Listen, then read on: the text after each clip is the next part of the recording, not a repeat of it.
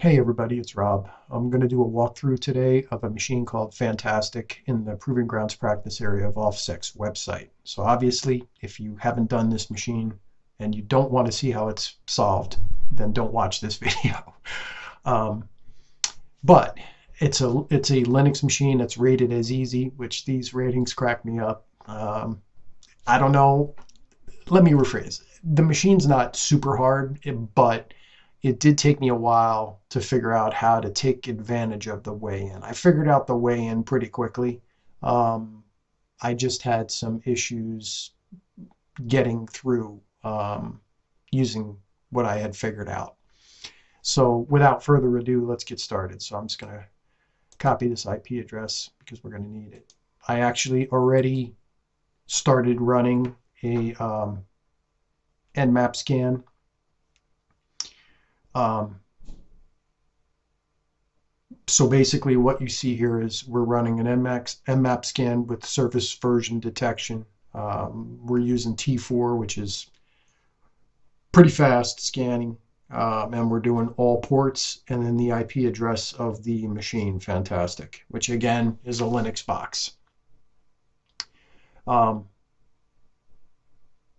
I've been studying for a bunch of these exams and doing these boxes.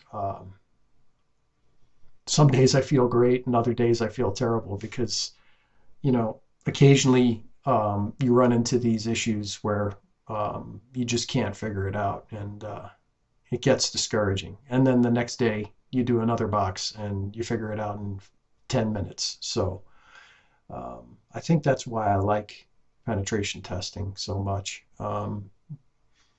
Because just when you think you know stuff, you get humbled real quick, and it really shows that you don't know. So my biggest thing has been taking notes and making sure that everything that I learned gets documented.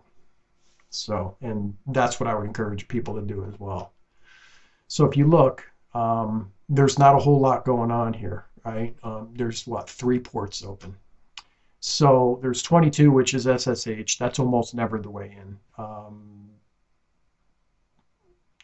I've yet to ever, have that be the way to get in, at least on any of these machines. I mean, ultimately, we're going to use SSH at some point, but we're not going to be exploiting it unless it's, a really weird situation 9 times out of 10. Just ignore that.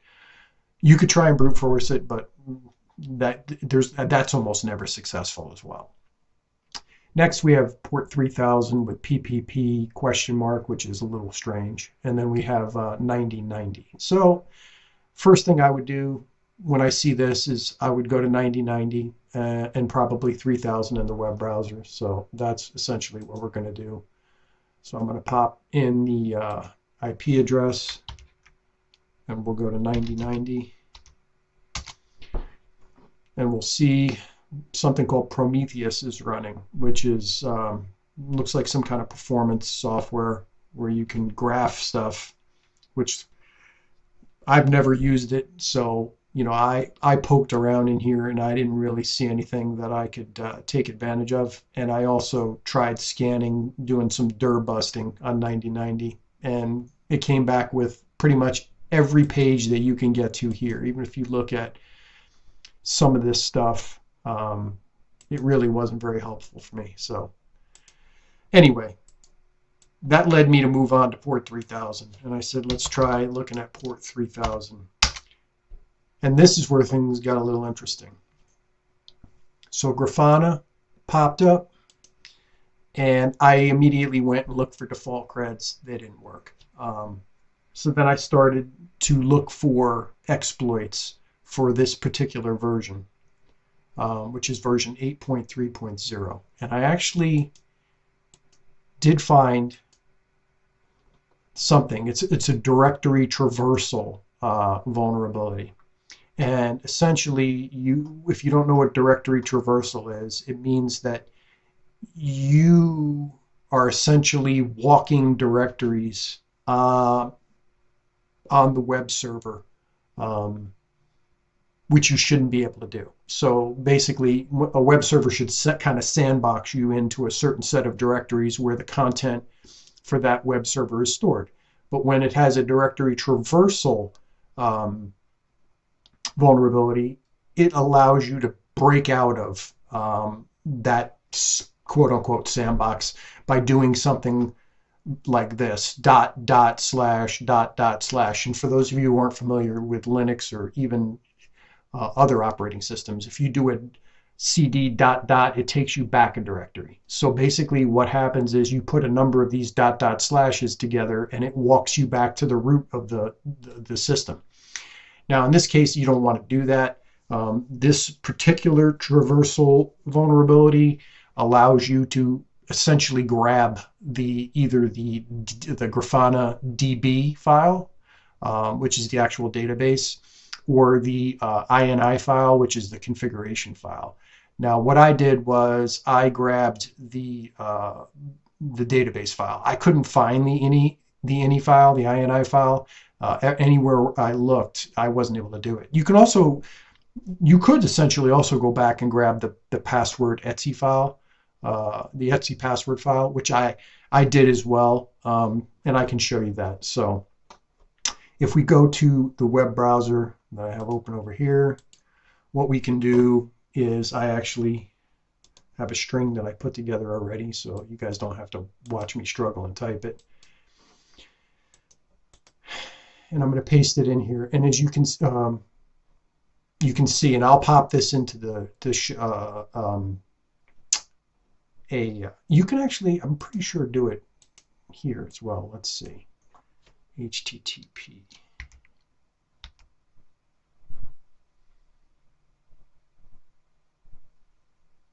Maybe not.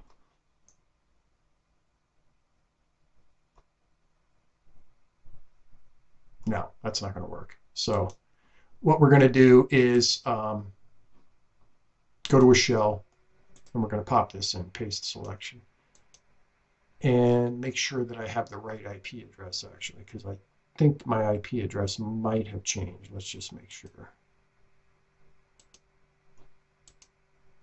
217.181 copy. It did change. So what we want to do is you want to put together a curl request, which is basically a request to grab content from a server. And I'm just going to put in the IP address of the target machine here. Okay. So what this is doing is it's going to grab the Grafana DB into and the output file is going to be Grafana DB, right? DB. So it does HTTP, the port that we were on, the Grafana login page, then public plugins welcome, and then we're going to do a directory walkback, right? So dot dot slash dot dot slash dot dot slash to the var lib Grafana directory, and then we're going to grab the DB. So I'm going to hit enter. And you can see ls, we have the Grafana DB. Now you can also do this with password etc. So I keep saying that, it's etc password, but you know what I mean. So pass wd, and then we want to change the, because we don't want to overwrite.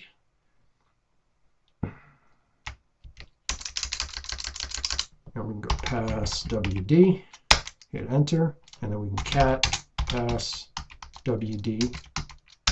And then there's the etc password file. And the interesting thing that I took out of this was this sysadmin, Prometheus, and Grafana users. Okay. So if you could actually use SQLite and look at the database. All I did was I catted the Grafana DB, and it's going to be a little messed up, but you can get what you need out of it. So if you do that, and you scroll all the way up to the beginning of the file. So we pulled this off the web server using that directory traversal vulnerability, right? So I'm going to go all the way back up to the beginning of the file.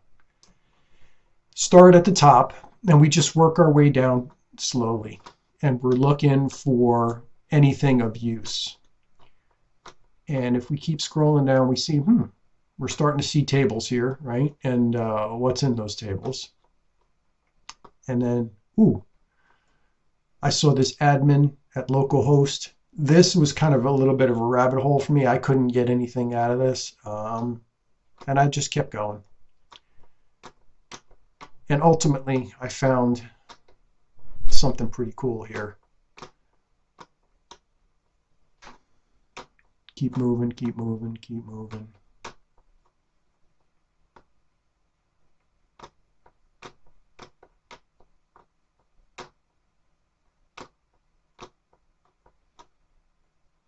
Okay.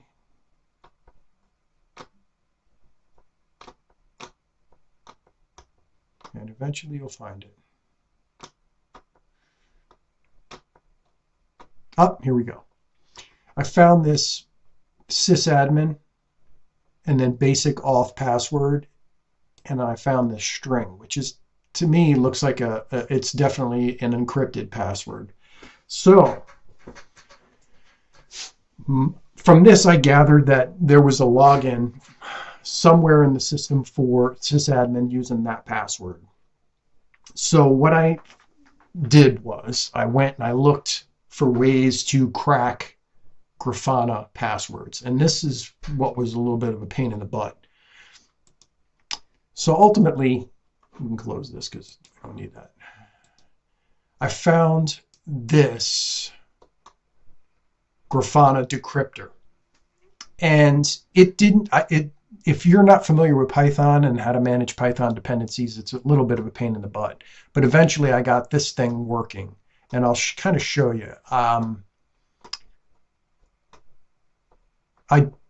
What I did was I git cloned the library. So if I go into tools, I believe I have it in, and then I have a directory called Grafana tools, and it's actually, I did two of them, and this one was a pain in the butt, AES decrypt. I got it working too, but ultimately I would probably recommend this Grafana decryptor one that I just showed you. So I'm going to go into that directory, do an ls. So if you're not familiar with how to do Python dependencies, you have to run this in a virtual. Python handles package dependencies and everything a little differently. Now you have to create these virtual environments, and it involves a few steps. So if we go back and we look, you're going to need these Python libraries installed if you don't have them already, okay? And the easiest way to do this, unfortunately, is you have to create a Python virtual environment first. So in the directory where you've git cloned the library, what you can do is something like Python 3v virtual environment.venv to create the virtual environment. Now I already have one created, so I'm not going to do it. And then once you do that, the way it would work is you would install the dependencies doing something like sudo .venv and pip install, and you can see where I've done this already, right? You would install all of the Python dependencies, okay? And then after that, you could actually run the program, right? Which is this program right here. So if you remember, we just copied that encrypted password, right? So I hit enter here, and I enter my password. And here's the Grafana decryptor. So now it's asking for the password data source. So I'm going to copy in that encrypted password.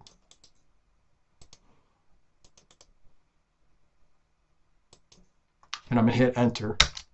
And you can see it decrypts it to this super secure password, ORD. So first thing that I did was I said, well, I am gonna try and SSH into this bad boy now. And that's exactly what I did. So I'll just do SSH and sysadmin at 192.168, and I believe that's 217.181. Hit enter. Try this super secure pass password,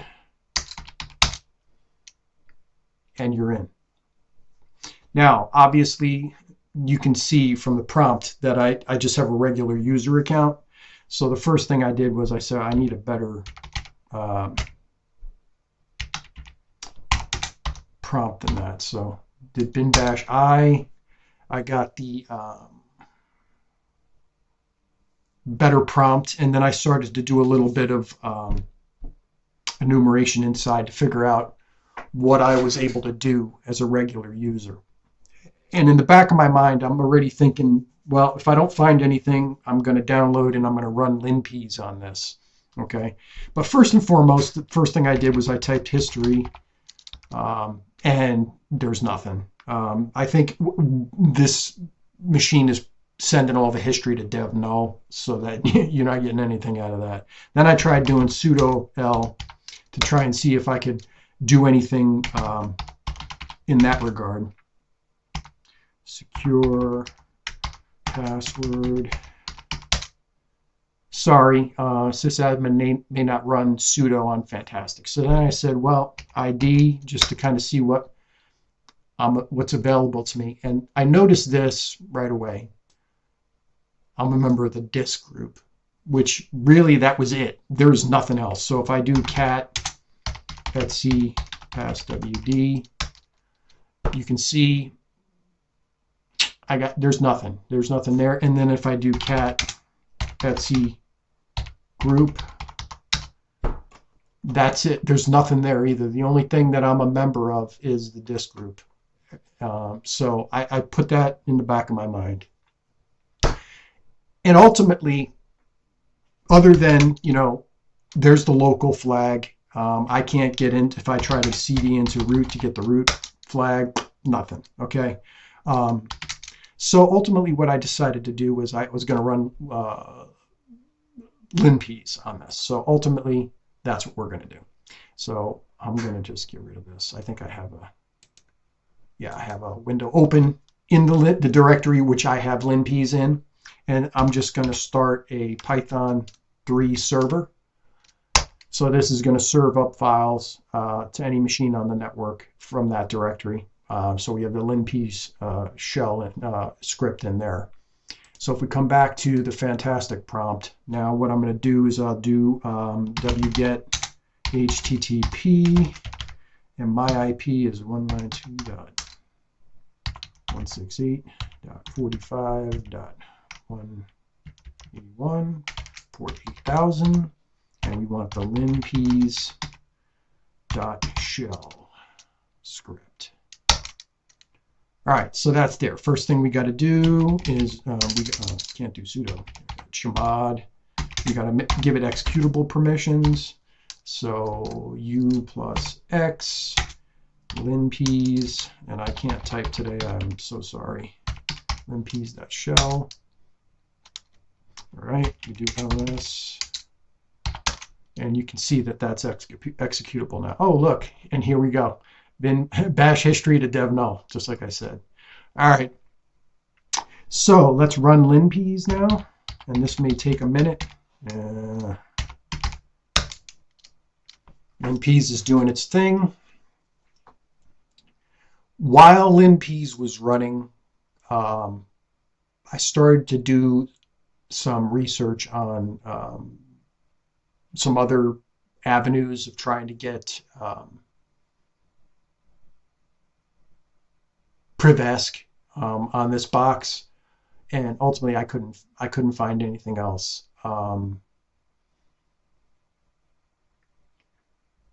So if you have never used linpeas, boy oh boy, it gives you a lot of information, and luckily it formats it really well and makes it really easy to read, and where the vulnerabilities are just based on the coloration. So if you've never run linpeas, let me show you. So when you run it, anything that's in red or yellow is red and yellow or red is what you want to pay attention to, because those are potential methods of escalation or exploitation. So if we start scrolling down, I found what I needed pretty quickly. right here. This was really the only thing that was red and yellow. It says it's vulnerable to CVE 2021-3560. So essentially, I looked through the rest of this. There wasn't much else that was useful. So what I did was I went and I did some research on 2021-3560. And there's a couple of methods. I tried this one right here, which was the poll kit exploit. This did not work for me. I tried it like you'll notice when he goes through this exploit, it tries to add a user, and then you have to just keep clicking cancel when it asks for authentication. Now I didn't have to do that obviously because I'm in a shell, so it just kept getting access denied, and I tried running it multiple times. I never got it to work, so I gave up pretty quickly on this one. What I did find was basically I was able to determine that this vulnerability allowed you to do something around groups and escalation. So I found this because I was a member. If you remember, we were a member of that DISC group. I found this site that had this script that would tell me if I was vulnerable, and I can exploit that DISC membership. So ultimately what I did was I just copied this bash script, right? Just copy all of it. Go back to your box that you're exploiting, and let's just do nano, and we'll call it check.shell. I'll paste the clipboard contents in there, which is the bash script. We'll do Control O to save, Control X to exit. Then we got a chmod u plus x, give it executable privileges, check.shell. And then if we run check.shell, this is the interesting part. It says right here, vulnerable to disk privesc, files that you can list. And it's basically all of the disks, okay? So I did some further research on how I could take advantage of that. And I found this other website here that actually shows you how to exploit groups. And I went to the disk section, and it said debug FS is a simple to use RAM-based file system designed for debugging purposes. And you use it by invoking the command debug FS and then the block device that you want to debug. So what I did was, I don't know if this is cheating or not, because I never technically got root privileges on the box, but if you notice, you can get into the root folder, and basically I did what this guy did, except instead of looking at the guy's private key, I looked at the proof.txt. Okay, so essentially the way I got in and the way I was able to ultimately get the root flag was that. So I went debug. If you notice, I can list SDA, SD1. So what I did was I said, let me see what block devices are here. And I saw right off the bat that the main one was SDA2. Okay, so basically I debug FS, right? And then I just said I want to debug dev SDA2. I hit enter. I'm in debug FS. So now I just type cd root. And then if you do an ls, it's a little weird looking because it's a debugged file system. But you can see the proof.txt is in there. So I hit enter, q to exit. And then I just did cat proof.txt. And I got the flag, the root flag. So ultimately, that's how I got through this box. It was really kind of a weird thing for me because I had never done a lot of this stuff. But if you can use Google and search and figure out the little intricacies of having to making these exploits work, you can definitely be successful in this.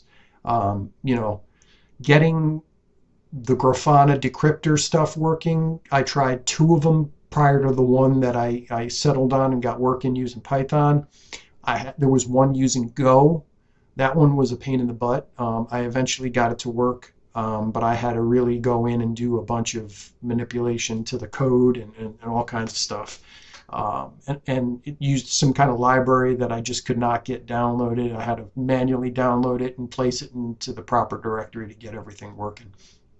So I would recommend using the exploit that I used, which was the Python one. Just make sure you set up a virtual Python environment so you can download all of the package dependencies, because if you don't, Python 3 is not going to allow you to do it. That's the way all this stuff is handled now, using those virtual environments. So that's how I did it. Hope you enjoyed this video. If you have any questions, let me know. I'll probably do a couple of more workthroughs, but yeah, this is an easy one. I cannot wait to try and get through this exam at some point. So until next time, see you guys. Bye.